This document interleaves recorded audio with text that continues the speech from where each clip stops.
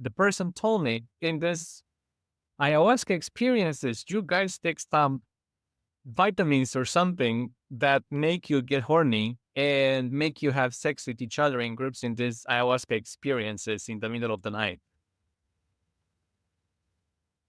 There's nothing happening without you.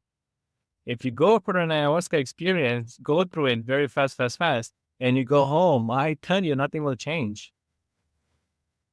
You have to do the work. The journey itself continues years after you had the experience. The ceremony itself continues every day. Your life becomes a ceremony. The local shamans, they work differently. They don't like to talk too much. They just have the experience and then they go to bed. That's it. So you may be left alone then, trying to understand something, but that something, it's meant for you to understand yourself.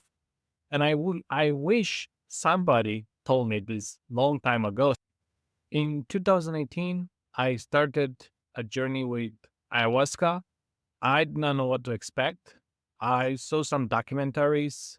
I spoke with a friend at the time with her limited information that she had.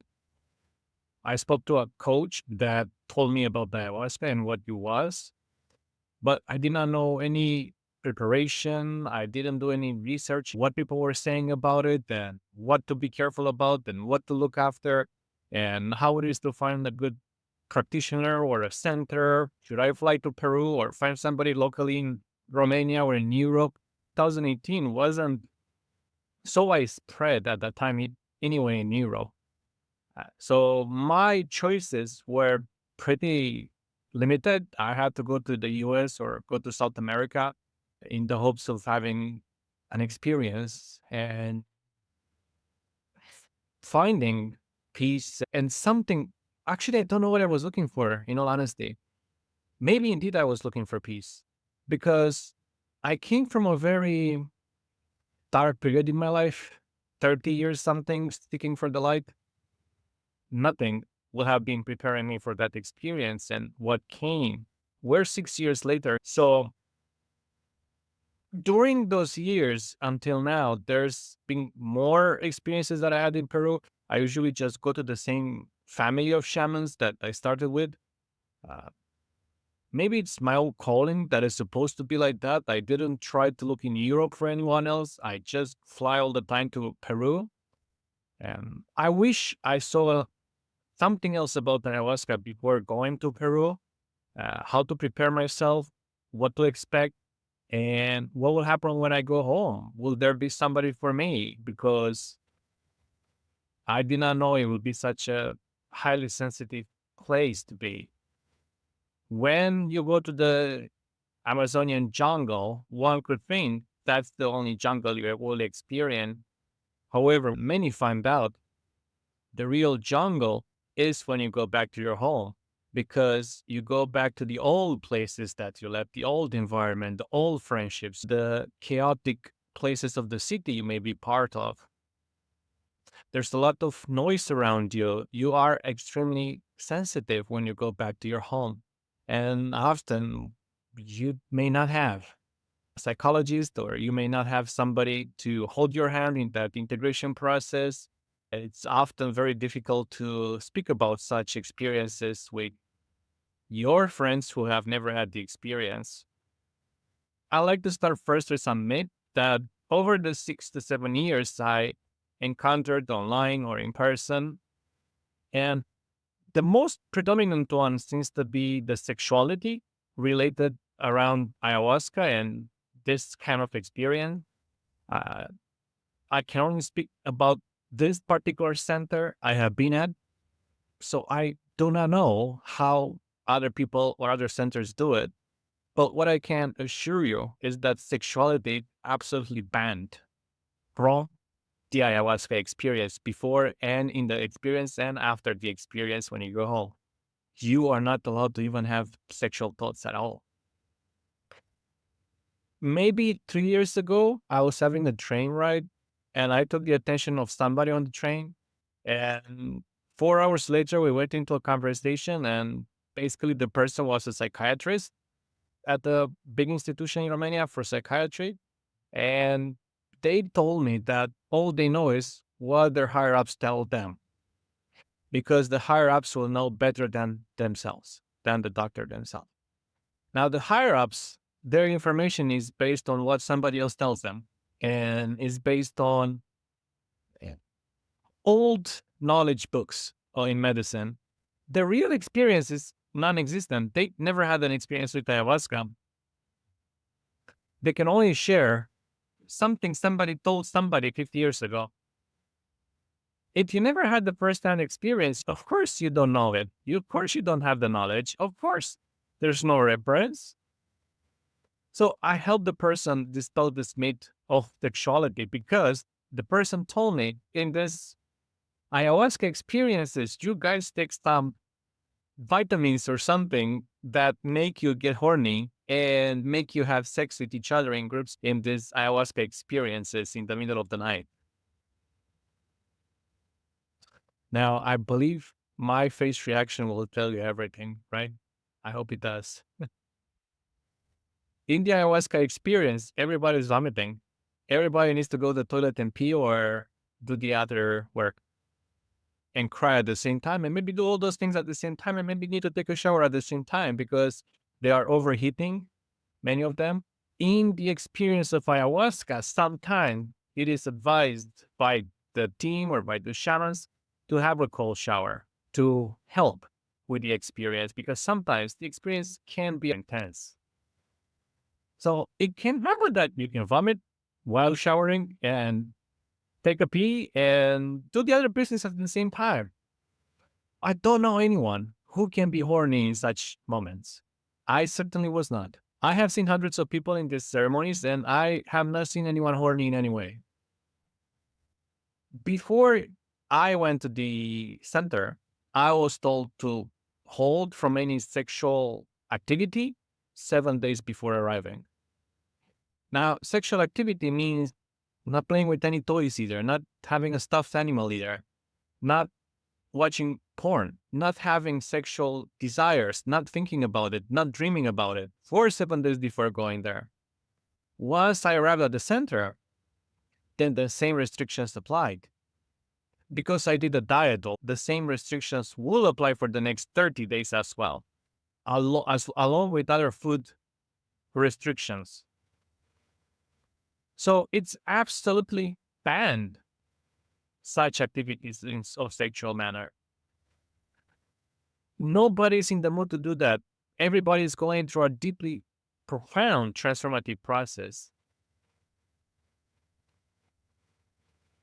That's the whole reality.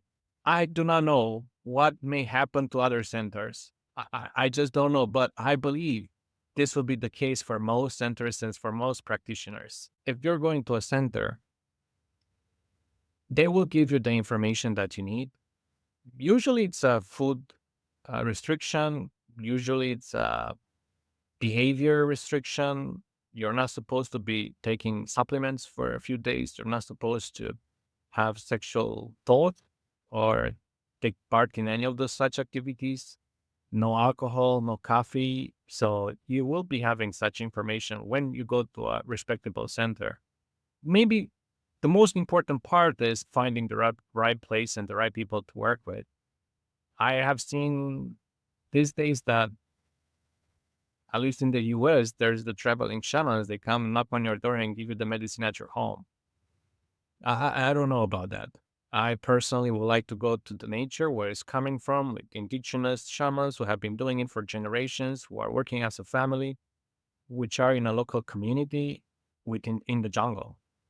Yes, the costs are much higher, but listen, this is where this medicine is coming from, and I will always do it in that way. So, how to find a good place to go to? You can first start with some research. You can look at some documentaries. You can speak to some people on the internet. Maybe you have some friends who have taken part in such ayahuasca experiences. Um, Ultimately, I believe it will be your heart who will make a decision on what feels right to you to do, what's the most appropriate center to go, what are the right people to work with. Uh, Check reviews on the internet. if it has good reviews and you look on Google, you look on other platforms, you look on YouTube, it's very important to take your time to do your own research. Not always what's very expensive is get very good. Not always what's very cheap is very good. So you have to make your own decision here, and I believe your heart will be the best guide in this process. Once you arrive to such a center, be honest with yourself. Do you feel comfortable there? Do you feel that those people are right for you?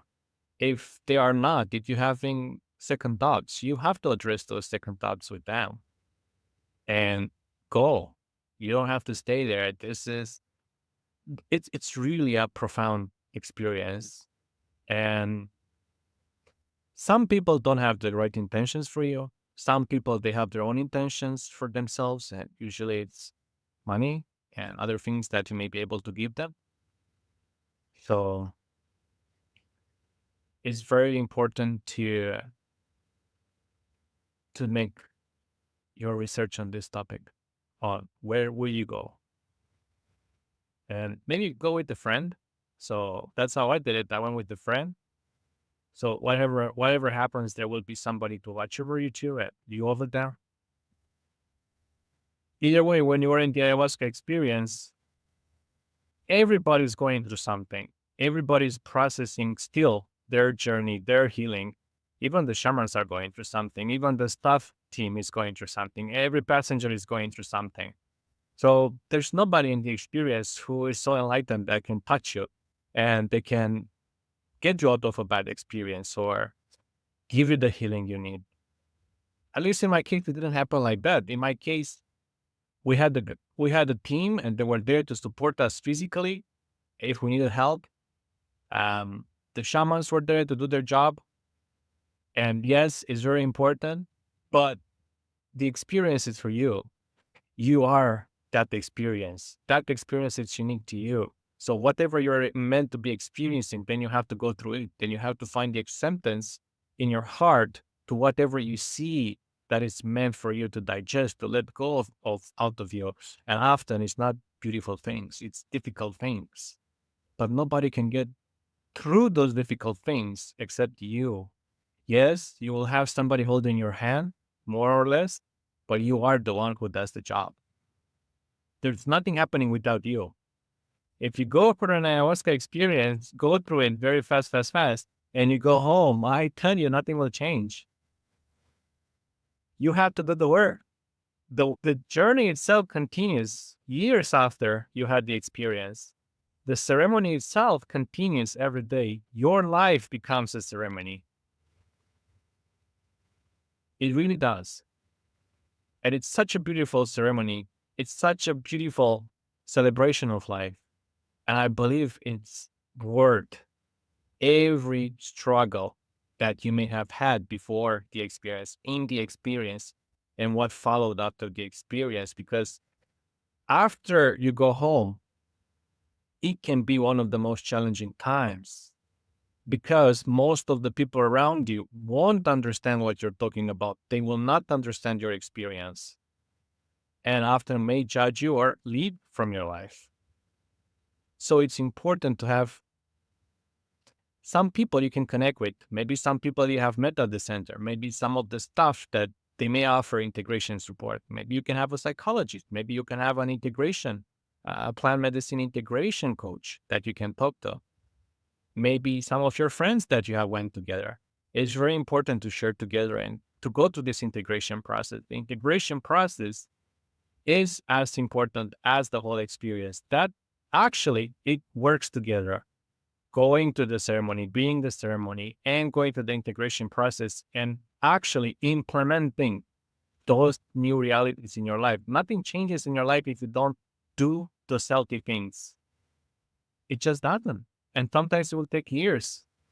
But the choice is always yours. Nobody will force you to do better things in your life if you're not ready to do that. You have to wake up from bed and do the job.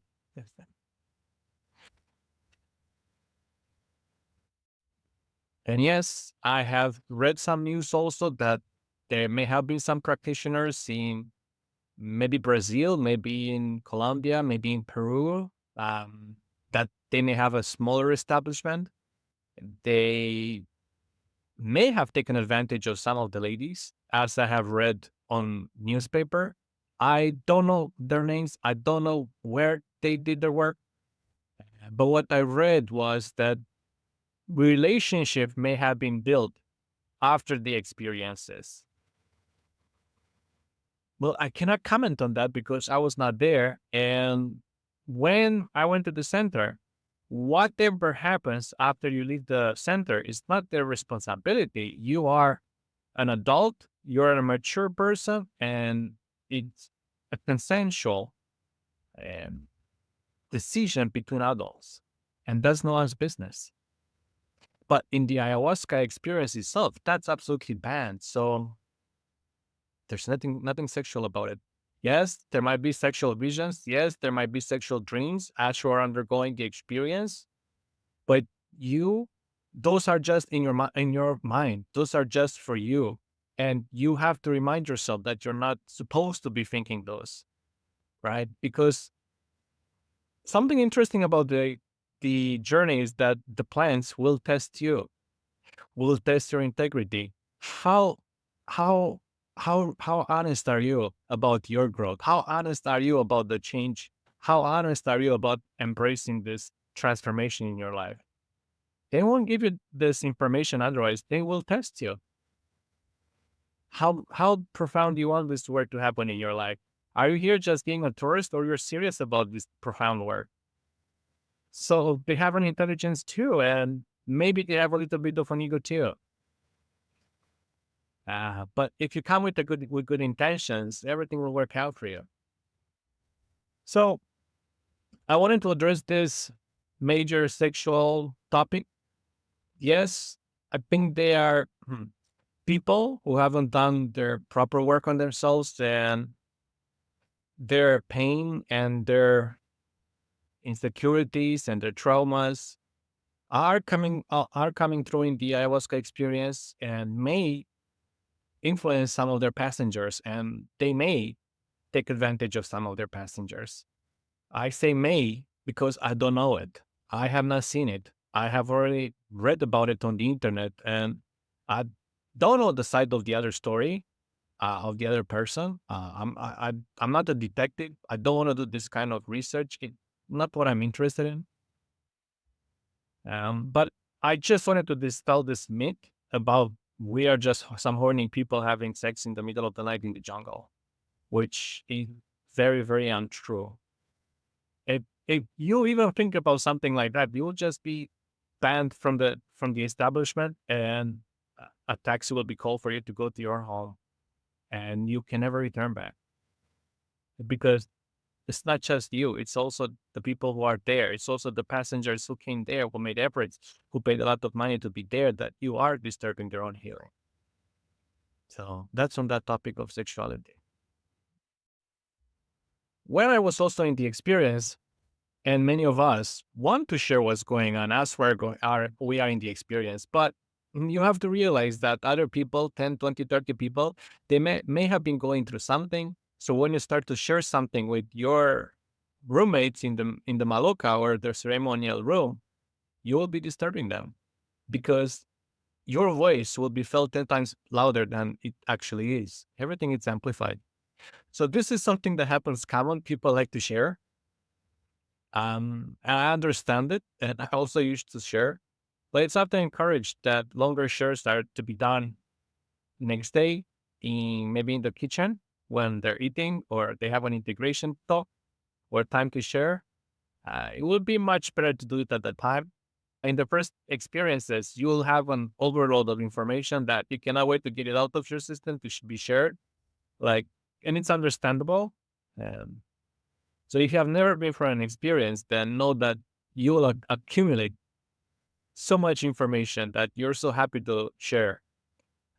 But maybe it's good to write it down. Maybe it's good to have a little camera for yourself and record it. Maybe record it audio, everything that you experience for yourself. I think that will be the way. And yeah, listen, nobody has the answers for you. The shamans may guide you. The shamans may give you some answers. The team there may give you some answers. The people that you meet there may help you a little bit on your journey.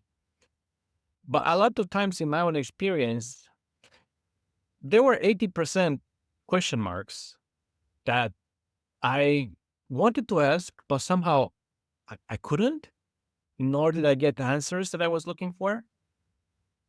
And what I noticed is we Westerners, we like to dissect every little thing, but the local shamans, they work differently.